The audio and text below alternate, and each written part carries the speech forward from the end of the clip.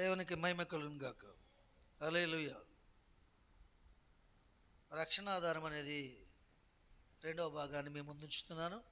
చిన్న ప్రార్థన చేసుకుందాం. పరిశుద్ధుడా, ప్రేమ కలిగిన ప్రభువానికి వందనాలు, స్తోత్రాలు. మొదటి భాగంలో మాతో మాట్లాడి షద్రకు మెషకు అబేద్నెగోని దావీదు జీవితాన్ని, బెత్షెబా జీవితాన్ని మాకు చూపించావు తండ్రి. నాయన, మాకు మీరు ఆధారమై ఉండాలంటే తన ప్రభు ఏ రీతిగా ఉండాలో, ఎట్టి విశ్వాసము, ఎట్టి తన ప్రభు నమ్మకత్వం కలిగి ఉండాలో, మమ్మల్ని మేము ఎలాగ అప్పగించుకోవాలో అనేక రీతులుగా మాట్లాడావు తండ్రి. ఒక తన ప్రభు అవిశ్వాస అయినటువంటి అన్యుని కూడా మేము మాకు చూపించారు.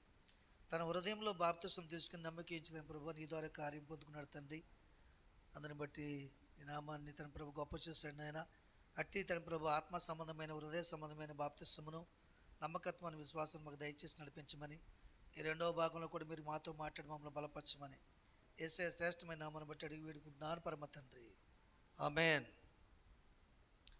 యెహోవాయే నీతిమంతుల రక్షణ ఆధారము. బాధ కలిగినప్పుడు ఆయనే వారికి ఆశ్రయదుర్గము. యెహోవా వారికి సహాయకుడై వారిని రక్షించును.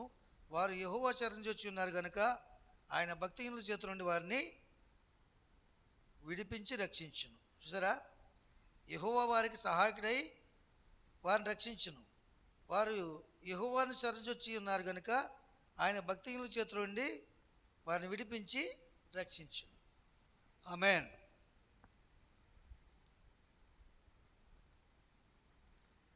చూడండి,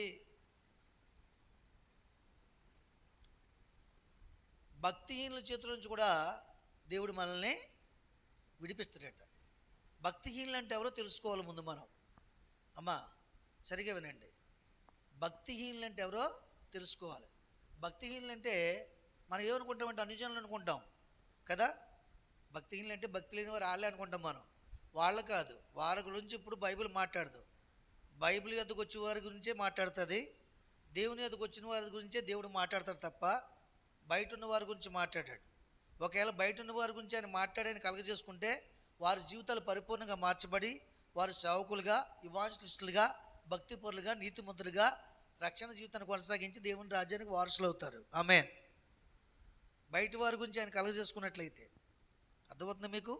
కాబట్టి భక్తిహీనులు అంటే ఎవరంటే భక్తి కలిగి జీవించి, కొన్నాళ్ళు భక్తిగా జీవించి, కొన్నాళ్ళు యథార్థంగా జీవించి, కొన్నాళ్ళు దేవుని చిత్తాన్ని జరిగించి, శ్రమలు వచ్చినప్పుడు ఆ శ్రమల్ని ఎదుర్కోలేక అవిశ్వాసులు అయిపోయి వాటిని తట్టుకోలేక లోకస్తులతో సహవాసం కలిగి, లోకస్తులతో జోడి కలిగి, మరలా అవిశ్వాసంలో పడిపోయి దేవుని చిత్తాన్ని జరిగించక, శ్రమ వచ్చినప్పుడు దేవుని సన్నిధికి రాలేక, దేవుని మీద ఆధారపడక ఆ భక్తిని కోల్పోయిన వారే భక్తిహీనులు అంటారు. దేవుని స్తోత్రం.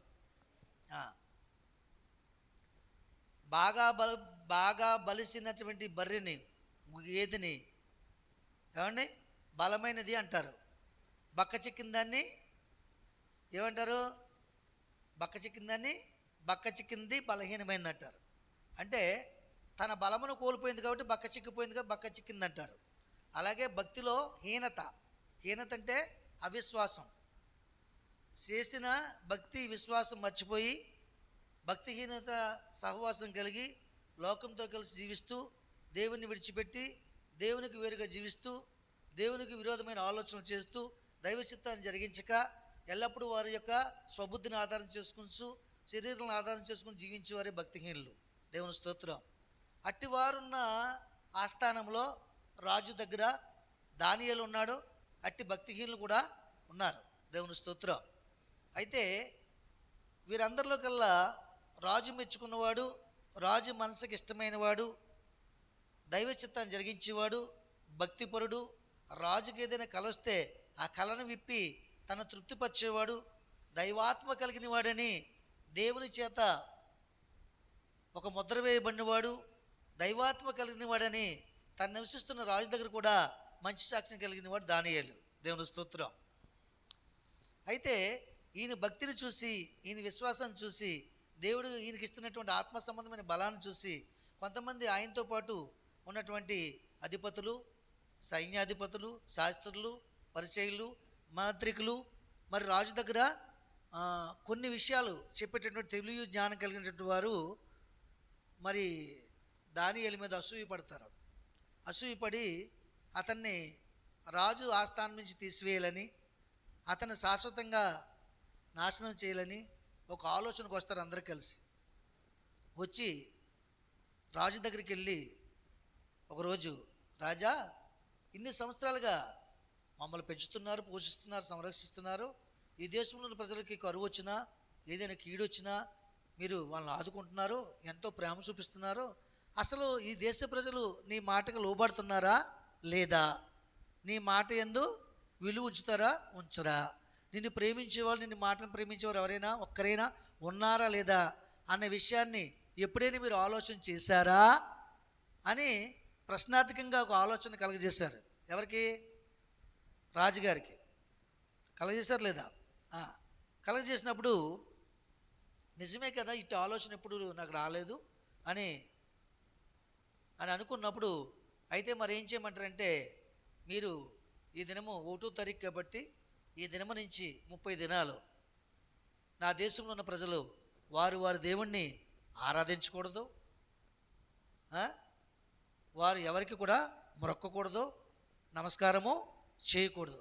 అలాగూ చేసిన ఎడల వారిని సింహానుభవంలో వేసి సింహములకు ఆహారంగా సిద్ధపరుస్తాను అనే శాసనాన్ని మీరు రాయించి ముద్ర వేయించి దాన్ని ప్రకటన చేయించిందని చెప్తారు వాళ్ళు.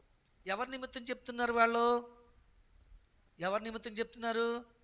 భక్తిపరుడైన దానియేలు నిమిత్తమై చెప్తున్నారు. ఎందుకంటే అతను ఏమైనా చేస్తాడు కానీ భక్తిని మాత్రం చేయడం మానడు. మీకు అర్థమవుతుందా? ప్రార్థన చేసుకోవడం మానడు, దేవుణ్ణి ఆరాధించడం మానడు.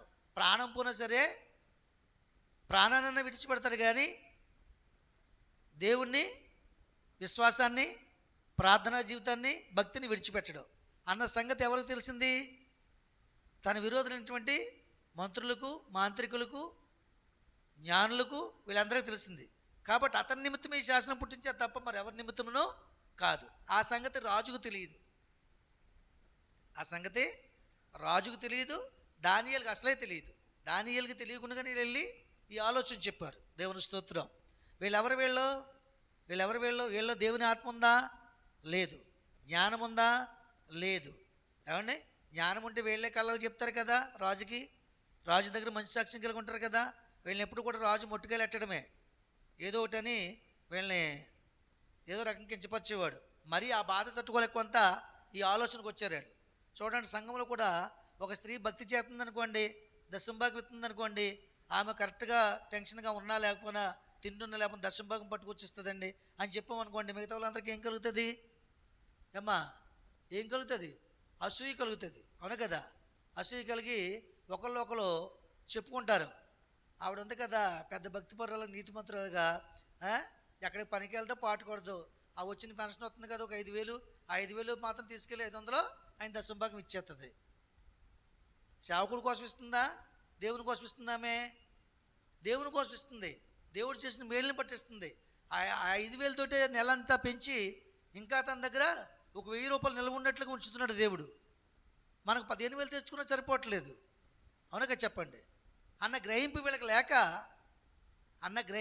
లేక మిగతా వారికి ఆమె మీద అసూయపడి ఆమెను మనసులో హీనపరుస్తారు. హీనపరుచుకుని ఆమె ప్రార్థన పెట్టించుకుంది అనుకోండి, కొంతమంది రారు. మీకు అర్థమవుతుందా? ఆమె ప్రార్థన పెట్టించుకుంటే రారు. ఆమె దశంభాగం మీకు చెప్తే ఆమె మాట లెక్క చేయరు. నీకేంటి అలాగే చెప్తామంటారు. కార్యక్రమాల్లో ముందుకు వచ్చి ఆమె ముందుకు ఆనికిచ్చిందనుకో, ఈవిడ ముందు ఇచ్చేస్తే సేవకుడి కోసం కాదు, స్వామి కార్యం సుకార్యం అనుకుని దేవుని కార్యములు పాల్పొంపులు పొందితే తన పేరు జీవగ్రంథంలో లిఖించబడుతుందని ఉద్దేశిస్తుందని అనుకోవాలి. ఆ గ్రహింపు వీళ్ళకి లేదు. ఎవరికి లేదు? దానియేలులో ఉన్న భక్తి శక్తి యొక్క గ్రహింపు మిగతా మాంత్రికులకి, జ్ఞానులకి, తన విరోధులైన వారికి లేదు. కాబట్టే వారిలో అసూయ పుట్టింది. అసూయ పుట్టి దానియేలు తీసేయాలనుకున్నారు. దేవుని స్తోత్రం. నాశనానికి అప్పగించాలనుకున్నారు. ఆయన ఏర్పరచుకున్న దేవుడు, ఆయనను ఏర్పరచుకున్న దేవుడు ఎలాంటి వాడు? దానియేలులో ఉన్నటువంటి నీతిని బట్టి నీతిమంతులకు రక్షణాధారమైన దేవుడు. దేవుని స్తోత్రం. బాధ కలిగినప్పుడు ఆయన ఆశ్రయదుర్గంగా ఉండే దేవుడు. ఏమండి? యెహోవా వారికి సహాయకుడై వారిని రక్షించును, సహాయకుడైన దేవుడు. ఇవన్నీ దానియేలుకు తెలుసు. మీకు అర్థమవుతుంది? వీరికి తెలియదు. సహాయకుడైన దేవుడు. వారు యెహోవాను చూస్తున్నప్పుడట భక్తిహీనుల చేతుల నుండి ఆయన వారిని రక్షించిన నమ్మకము గురి కలిగి ఉన్నటువంటి దానియేలు. దేవుని స్తోత్రం.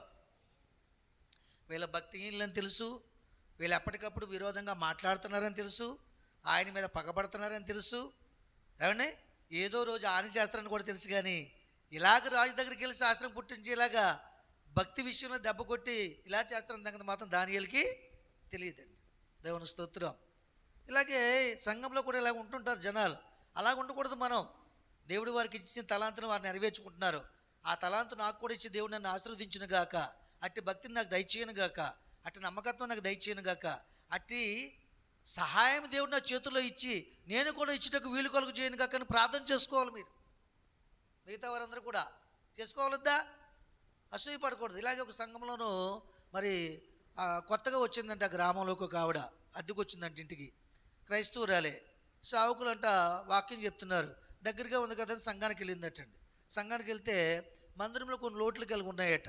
ఆ లోట్ల గురించి వాక్యం చెప్తూ సహకరించిన వారి పేర్లు జీవగ్రంథం లిఖించబడతాయి, వారు దేవుని రాజ్యానికి ఏర్పరచబడతారు, దేవుని కుడిపార్శ్వం వద్ద కూర్చుంటారు, అబ్రహాము రొమ్ముకున్నటువంటి పేదవాడైన లాజరు కంటే గొప్ప యోగ్యులు అవుతారు, సులువు మీద ఉన్నటువంటి ఆ యొక్క రెండవ దొంగ కంటే యోగ్యులు అవుతారు, పరదేశులకు వారసులు అవుతారు, పరలోకానికి వారసత్వం పొందుకుంటారని వాక్యం చెప్తున్నప్పుడు ఆమెతో దేవుడు మాట్లాడిన మాటల్ని హృదయంలో తీసుకున్నప్పుడు ఆమె దగ్గర ఉన్న ధనాన్ని దేవునికి ఇస్తే ఇటు భాగ్యాన్ని పొందుకుంటున్న ఆలోచన దేవుడు కలిగించి ఆరాధన అయిపోయిన తర్వాత, అయ్యగారు వందనండి, నేను కొత్తగా వచ్చానండి, గ్రామంలోకి అద్దెకు వచ్చానండి, కాబట్టి మరి మీ మందిరంలో మీరు లోట్లు కలిగి ఉన్నాయని మీరు చెప్పున్నారు, మీరు చెప్పడమే కాకుండా కనబడుతున్నాయి, కాబట్టి వచ్చే వారంలో నేను ఒక 10,000 రూపాయలు కానుకిస్తానండి అయ్యగారు, నా కుటుంబం కొరకు ప్రార్థన చేయండి, నా సొంతలు కావాలని, నా కుటుంబం ఆశీర్వదింపబడని ప్రార్థన చేయండి అని వాగ్దానం చేసి సాక్ష్యం చెప్పిందంట. దేవుని స్తోత్రం. చెప్తే సరే కదని చెప్పేసి ఆయన ప్రార్థన చేసి ఆశీర్వదించి పంపించాడు. ఆ తర్వాత సోమవారం నాడైనా వేరే ప్రాంతం సువార్తకి వెళ్ళిపోయాడట. ఎవరో సావుకులు సువార్తకి వెళ్ళిపోతే సోమవారం మొదటి రిటర్న్ ఆవిడ ఇంటికి వెళ్ళి, ఎవరో మిగతా విశ్వాసులు, ఏమమ్మా నువ్వు కొత్తగా వచ్చావు మంచిదే, అద్దు కొట్టి వచ్చావు మంచిదే, దేవుణ్ణి నమ్ముకుంటాం మంచిదే, ఏంటి నువ్వు ఇన్నాళ్ళ నుంచి ఏదో సంఘంలోకి వచ్చేసి ఏదో చేసేసినట్టు చెందినట్టు ఆ లోటుపాట్లన్నీ నీకే తెలిసినట్టు నీ దగ్గర 10,000 ఉంటే ఉంచుకోవచ్చు కదా, 10,000 ఇచ్చేస్తానని చెప్పావు వేగంగాని, నీ తర్వాత మమ్మల్ని కూడా అడుగుతాడు కదైనా, మీకంటే కొత్తగా వచ్చింది, మీకంటే వెనకలు వచ్చింది, ఈ ఊరామి కాదు, ఈ మంత్రం గురించి తెలియదు, దేవుని వాక్యానికి లోబడింది, తుయితేని పట్టిన స్త్రీ వల్లే హృదయం తెరుచుకుంది, వాక్యాన్ని లోపల పెట్టుకుంది, క్రియ చేసింది, కుటుంబం అంతా రక్షణ ఇచ్చింది ఆమె. అలాగే మీకు ఉన్నదాన్ని జకరియా వలే దేవుని మందిరానికి ఇవ్వడానికి ఇష్టపడింది అని రేపు పొద్దున్న మమ్మల్ని అందరినీ మొట్టుకాయలు వడ్డానుక నువ్వు సాక్ష్యం ఇచ్చావు, ప్రకటన చేసావని చెప్పేసి రోజుకి ఇద్దరు వెళ్ళి శుభ్రంగా బుర్రంతా పాడు చేసి తిట్టకుండా, మన తిట్లు వేరేగా ఉంటాయి. ఎలా ఉంటాయి మన తిట్లు? గొలియాతి వల్ల చచ్చిపోతావు, ఎస్బీఎల్ వల్లే బుర్ర పాడైపోతుంది, నీకు మతిలేని పనులు చేస్తావు, అర్థమవుతుందా? బూతులు రానివాళ్ళు బూతులు వచ్చినట్టు ఎన్నెన్నో మాట్లాడతారులేండి, దాని గురించి కాదు, ఇలా కొన్ని ఉంటాయి, అర్థమవుతుందా? ఇలాగా ఆమెని బాధకు గురి చేశారట. సరే ఈ వారం అంతా రోజు వెళ్ళి తిట్టడం చేయడం, ఆవిడ రోజు ప్రార్థన చేసుకోవడం వాళ్ళ నిమిత్తం నెమ్మది అయిపోయేదట ఆవిడకి. ఆదివారం వచ్చింది, 10,000 అనుకున్న రీతిలో కవర్లో పెట్టుకెళ్ళి పాస్టర్ గారికి ఇచ్చి వాక్యం తర్వాత ఇచ్చేసి, వందనాలండి బాబు అని ఏడుస్తూ, మీ సంఘానికి మీకు దండమండి బాబు, నేను వేరే సంఘానికి వెళ్ళిపోతానండి అందంట. ఏ అమ్మ ఏమైంది ఏంటి అని అడిగితే, మీరు వెళ్ళిపోయారండి బాబు సోమవారం సువార్తకి, ఇంక మీ విశ్వాసులందరూ రోజుకు 3-4 వచ్చి శుభ్రంగా నాకు ముట్టుకాయలు ఒడిచి తల మీద ఉన్న ఇంటికలను తీసేశారండి బాబు, నొప్పి వచ్చేస్తుంది శుభ్రంగానే, బూతులు తిట్టారండి, నేను అనుకోకుండా అనేసానండి, అన్నాను కాబట్టి దేవునికి ఇస్తున్నాను కానీ మీకు ఇవ్వట్లేదు, మీకు కానుక ఇచ్చేస్తున్నాను, మీ సంఘానికి నేను వెళ్ళిపోతానండి బాబు అని చెప్తుందండి. చూడండి ఇక్కడ చూసారా, వీళ్ళు సంఘానికి నమ్మకమైన వాళ్ళు, మొదటి నుంచి ఉన్నవాళ్ళు, అనేక ఆత్మలు చేర్చవలసిన వాళ్ళు. ఇవాళ ఏం చేశారు? సంఘంలోంచి నూతన ఆత్మనే బయటికి త్రూ చేస్తున్నారు. ఒకవేళ వచ్చిందనుకుందాం, పోనీ భక్తిని నిలబెట్టుకుని వచ్చింది, వీళ్ళు బతకనెత్తారా? ఈయనేం చెప్తాడు? నీతిమంతులను చూపిస్తాడు, అర్పణ ఇచ్చే వాళ్ళని చూపిస్తాడు, స్త్రీలలో భక్తి పనులను చూపిస్తాడు, అవునా? చూపించే వాళ్ళని కూడా బలపరచాలనుకుంటాడు. వీళ్ళు ఏం చేస్తారు? ఇంకా పగబట్టేస్తారు ఆవిడ మీద. ఇదిగో నువ్వు చేసావు కాబట్టి చూసావా, జరుగుతున్నాయి లేదా సమాజ సార్వత్రిక సంఘంలో ఇలాంటివి జరుగుతున్నాయి ప్రియులారా. ఇంక నన్ను బతకనెవరు, నేను వెళ్ళిపోతానండి బాబు అని చెప్పేసి బయటికి వెళ్ళిపోయిందండి. చెప్పలు కూడా దేవుని మహిమపరచండి. వెళ్ళిపోయినందుగా, అలాంటి వారుగా ఉన్నందుగా దేవుని స్తోత్రం. అలాంటి వారమే లేనందుకని చెప్పండి దేవుని స్తోత్రం. హల్లెలూయా. కనుక అలాగా మరి సార్వత్రిక సంఘంలో జరుగుతుంది. ఆ దినాన్ని కూడా దానియేలు మీద విరోధంగా శాసనాన్ని పుట్టించి ఏమండి దాన్ని ప్రకటన చేయించి, ఒకవేళ రాజు ఎక్కడైనా దానియేలే ఇలాంటి పని చేస్తాడు కాబట్టి దానియేలుని తెలిస్తే దాన్ని రద్దు చేతడమని మారసీకుల యొక్క పారసీకుల యొక్క మాదీల యొక్క శాసనం చెప్పున ఆజ్ఞ పుట్టించి ముద్ర వేయిస్తారు. అంటే ఆ ముందు రాజ్య పరిపాలన చేసినటువంటి రాజుల హక్కు ద్వారా కానీ, తర్వాత జరుగుతున్న హక్కుల ద్వారా కానీ, కొన్ని వంశాల యొక్క హక్కుతత్వాన్ని బట్టి రాజు ముద్ర వేయించి దాన్ని సీల్ చేస్తారు ఆజ్ఞని. దేవుని స్తోత్రం. అప్పుడు నిజంగా ఈ మాయ అంతా తెలియదు కాబట్టి దానియేలు ఏం చేస్తాడు, మామూలుగా యథార్థంగా మేడగదిలోకి వెళ్ళి కిటికీ తీసి యెరూషలేము తట్టు చేతులు చాపి ప్రార్థన చేస్తాడండి. వాళ్ళకి తెలుసు, ఎన్నో దినాలు చూశారు ఇతను ప్రార్థన చేస్తున్నాడని. ఆ అనుభవంతో రాజు యొక్క సంస్థాన అధిపతిని తీసుకొచ్చి సాక్ష్యంగా మరి వీళ్ళు విరోధంగా ఉంటున్న సంగతి రాజు కూడా తెలుసు. దానియేలు మీద ఇద్దరికి కూడా చిన్న చిన్న విభేదాలు ఉన్నాయని, కాబట్టి నమ్మడని రాజు సంస్థాన అధిపతిని తీసుకొచ్చి సాక్ష్యంగా వీళ్ళు కూడా వచ్చి దానియేలు ప్రార్థన చేసుకునే సమయానికి తీసుకొచ్చి ఆయన మేడగదిలోకి వెళ్ళి కిటికీ తీసి చేతులు చాపి యెరూషలేము తట్టుకు చేతులు ఎత్తి ప్రార్థన చేస్తుండగా సాక్ష్యాన్ని చూపిస్తారు. సాక్ష్యాన్ని చూపించి నేరాన్ని పరిగణలోకి తీసుకుని రాజు దగ్గరికి వెళ్ళి చెప్తారు. చెప్పినప్పుడు రాజు పిలిపిస్తాడు దానియేలుని.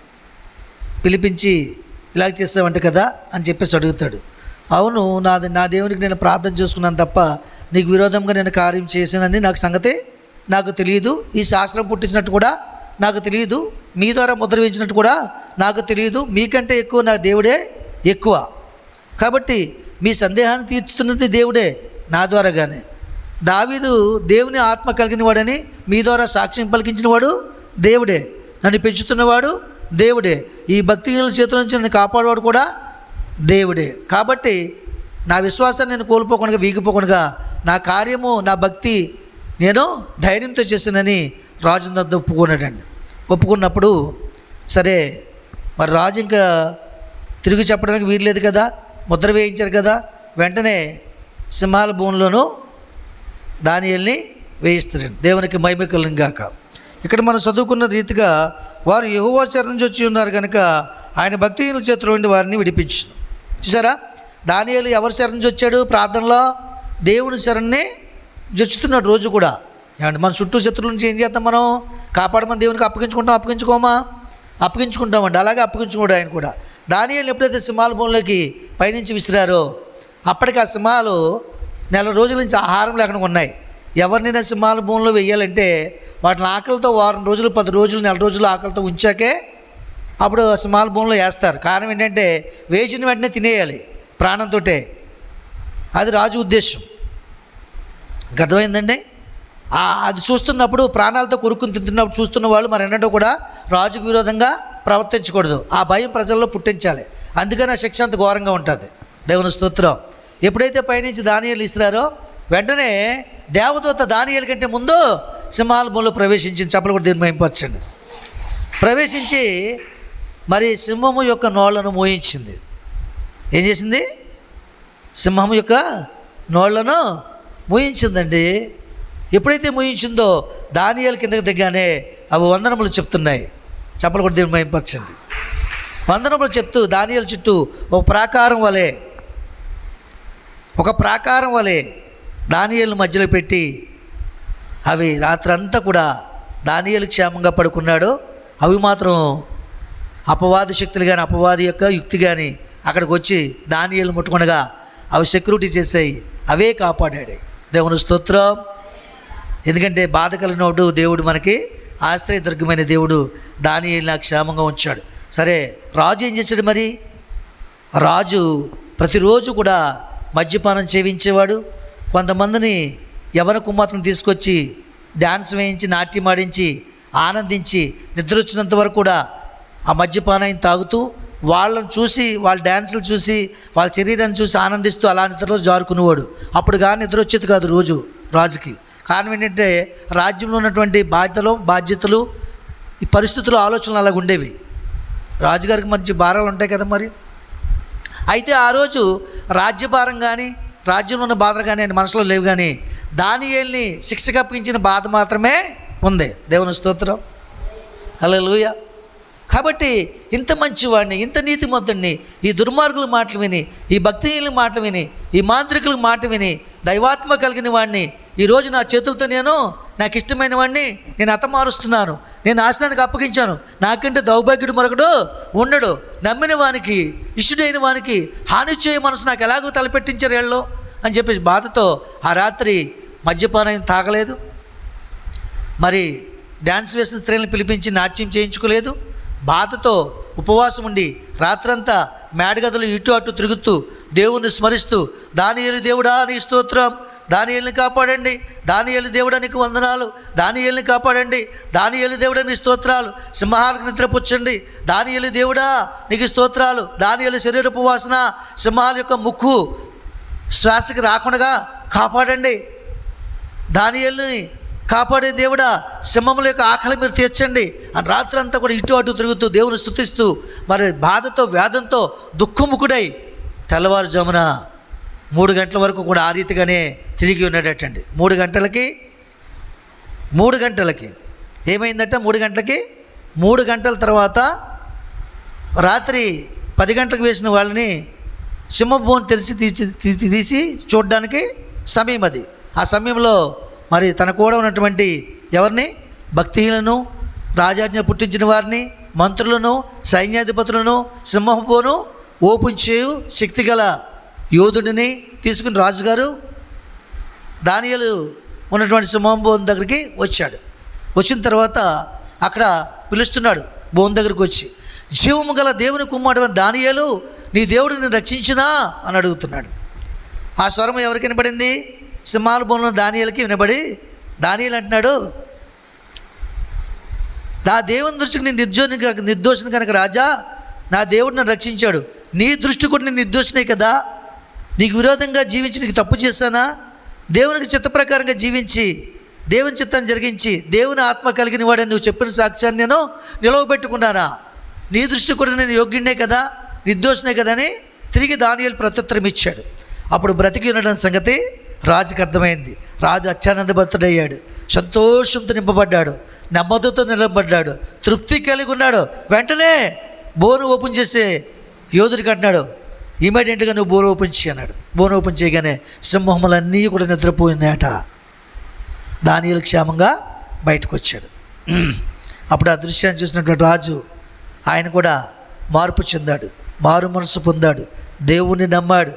దానియేలు దేవుడు అంటే దేవుడు మరొకడు లేడని ఆ రాజ్యం అంతటిని కూడా దేవుని ఆధీనంలో తీసుకొచ్చాడు, దేవుని నమ్మే ప్రజలుగా చేర్చాడు. అప్పటి నుంచి ఆ దేశంలో యుద్ధములు లేవు, నెమ్మది, ఆనందము, సంతోషము. దానియేలుకు ఘనత, దేవునికి మహిమ. చూసారా, యెహోవా వారికి సహాయకుడే వారిని రక్షించాడు. చూసారా, దానియేలుకి సహాయం ఎవరక్కడ? ఎప్పుడైనా నీకు బాధ కలిగినప్పుడు, ఇరుకు వచ్చినప్పుడు, రోగం వచ్చినప్పుడు, నీ పిల్లలకి ఏదైనా శ్రమ వచ్చినప్పుడు దేవుడు నాకు సహాయకుడు అన్న సంగతిని జ్ఞాపకం చేసుకోకపోతే ఎప్పటి నుంచి అయినా మీరు జ్ఞాపకం చేసుకోవాలి. నమ్మదగిన సహాయకుడైనా, సహాయం చేయగల సామర్థ్యం, శక్తి కలిగిన వాడైనా, చీయోను నుంచి ఉత్తరం ఇచ్చే దేవుడు మనకైనా. ఏమండి, ఈ సంగతులు మీరు ఎప్పుడు కూడా మర్చిపోద్దు దయచేసి. భక్తిహీనుల చేతుల నుండి ఆయన మనల్ని విడిపిస్తాడు. విడిపించాడు లేదు దానియేలుని? విడిపించాడు. ఆ తర్వాత ఏం జరిగింది? ఈ భక్తిహీనులు కూడా ఉన్నారు, మంత్రులు కూడా ఉన్నారు, మాంత్రికులు కూడా ఉన్నారు. దానియేలుకు విరోధంగా ఎవరైతే శాసనాన్ని పుట్టించారో వారినే కాకుండా వారి భార్యలని, వారి బిడ్డలను కూడా పిలిపించాడు. అక్కడికి పిలిపించాడు లేదా? పిలిపించి వారితో సహా వారి భార్యలను, బిడ్డలను కూడా సింహాల భూమిలోనూ వేయించాడు. వారి మీద నుంచి కిందకి పడిన తోటనే ఎముకలతో సహా పొడి చేసి వారిని తినివేసాయి. చెప్పలు కూడా దీన్ని భయంపరచండి. కాబట్టి దీన్ని బట్టి మనం తెలుసుకోవాల్సింది ఏంటంటే, యెహోవా నీతిమంతుల రక్షణాధారమై ఉన్నాడు. బాధ కలిగినప్పుడు వారి శ్రమ నుంచి ఆయన రక్షించు దేవుడు. వారు శరణు వచ్చినప్పుడు, వారు వేడుకున్నప్పుడు సహాయకుడై ఉన్నాడు. భక్తిహీనుల చేతులను విడిపిస్తాడు. కీడు చేయవారింట కీడు నివాసము చేస్తుంది. ఆ కీడే వారితో పాటు వారి కుటుంబాన్ని కూడా నాశనానికి అప్పగిస్తాడు. వారి వంశాన్ని నిర్మూలన చేస్తుంది. దేవునికి మహిమ కలుగును గాక. కాబట్టి దేవుని స్థితిలో కీడుకు ప్రతి కీడు చేయొద్దని దేవుడు అందుకే మనకి చెప్తున్నాడు. క్రైస్తవుడు ఏం చేయకూడదంట? కీడుకు ప్రతి కీడు చేయకూడదు, దెబ్బకు దెబ్బ కొట్టకూడదు. వారి కొరకు ప్రార్థన చేయాలి నీకు బాధ కలిగిస్తే. కనుక దేవుని సన్నిధానంలో మరొక విషయాన్ని మీకు చూపిస్తాను చూడండి. ఇక్కడ 28వ వచనంలో చూడండి పైన, ఏలయనగా యెహోవా న్యాయమును ప్రేమించువాడు, ఆయన తన భక్తులను విడువడు, వారెన్నటన్నిటికీ కాపాడబడదురు కానీ భక్తిహీనుల సంతానమో నిర్మూలమగును. చూసారా, మన దేవుడు ఎలాంటి దేవుడట? న్యాయమును ప్రేమించేవాడట, అన్యాయాన్ని ప్రేమించేవాడు కాబట్టి మనం ఎలా ఉండాలి? న్యాయంగా ప్రవర్తించాలి, న్యాయంగా ఆలోచించాలి, న్యాయంగా జీవించాలి, న్యాయంగా నడుచుకోవాలి. ఆయన అలాగే నడుచుకున్నాడు దానియేలు. కాబట్టి ఆయన తన భక్తులను విడవడు. అలాగే మనం జీవించినప్పుడు మనల్ని కూడా విడవడు. ఆయన విడవడు, ఎడబాడు. నిన్ను కాపాడువాడు కొనకడు, నిద్రపోడు. ఇది మొదలుకొని నేను కాపాడువాడు, నీ రాకపోకలు ఎందుకు కాపాడును, నీ శ్రమ ఎందుకు కాపాడును, నీ రోగం ఎందుకు కాపాడును, నీ వ్యాధి ఎందుకు కాపాడును, నీ బాధ ఎందుకు కాపాడును, నీ శ్రమ ఎందుకు కాపాడును. నీ కాపాడు తన ప్రజలుగా నిత్య నిబంధనగా చేసుకున్నాను. ఆమేన్. కనుక దేవుని సంతానం ఆయన చెప్తున్నాడు కదా, తన భక్తులను విడవడు, వారెన్నిటికి కాపాడబడతారు కానీ భక్తిహీనుల సంతానమో నిర్మూలమైపోతుందట. అయిపోయిందా లేదు? ఇప్పుడు భక్తిహీనుల సంతానం నిర్మూలం అయిపోయిందా లేదా? వాళ్ళు చేసిన క్రియలకి కార్యాన్ని కూడా వాళ్ళకే కాకుండా వాళ్ళ పిల్లలను కూడా నాశనానికి అప్పగించింది. ఏ నేరము చేయని, ఏ దురాలోచన చేయని భార్య పిల్లలు కూడా సింహాలకి ఆహారం అయిపోయారు.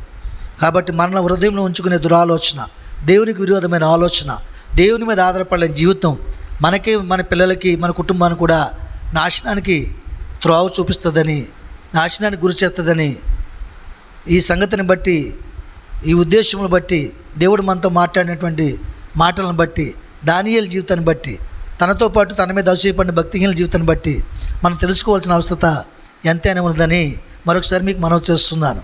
ఆమేన్. కనుక దేవుడు అందులో మనం ఏమై ఉన్నామో, ఏ స్థితిలో ఉన్నామో, ఎలా భక్తి చేస్తున్నామో, మనం ఎవరిని ఆధారం చేసుకుంటున్నామో, ఎందుకు మనం శ్రమ వచ్చినప్పుడు విడుదల పొందుకోలేకపోతున్నాం, ఎందుకు బాధ కలిగినప్పుడు మనకు ఆదరణ లేకపోతుంది, వాక్యం వింటున్నా సరే మన హృదయానికి ఆదరణ ఎందుకు రావట్లేదు, వినే మనసు మనకి ఎన్ని ఉండట్లేదు, ఒకవేళ విన్నప్పుడు కూడా హృదయంలో చేర్చుకుని దాని ప్రకారంగా ప్రవర్తించే జీవితాన్ని ఎందుకు మనం కలిగి ఉండలేకపోతున్నాం అన్న ప్రశ్నలకు సమాధానం ఏంటంటే, నువ్వు దేవుని మీద ఆధారపడకపోవడమే, దేవుని మాట మనసు పెట్టి వినకపోవడమే రెండోది. మూడోది ఏంటంటే, చూద్దాంలా చేద్దాం అనుకుండగా దేవుని మాట ప్రకారంగా ప్రవర్తించి దేవునికి చూపిస్తే దేవుడు అన్ని విషయంలో నీకు ఘనత,